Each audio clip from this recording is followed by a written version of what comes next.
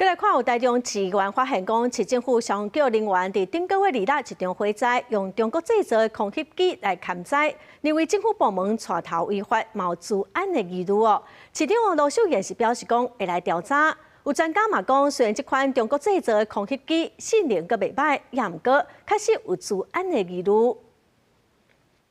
消防人员伫拍火现场出动空袭机来勘灾，不过因摕即个空袭机，后面就发现是中国制造的，而且还阁是市府的消防人员咧使用。台中市议员自己有治安的疑虑。有国家安全意识的人看不下去，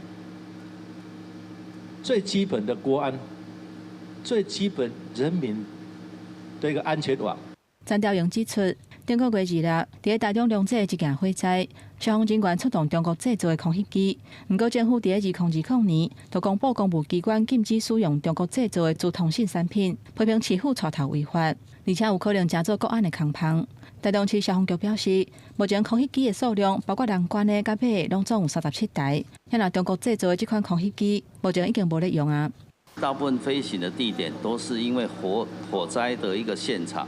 那我们的飞行高度也都会有受限制，回去要严查哈。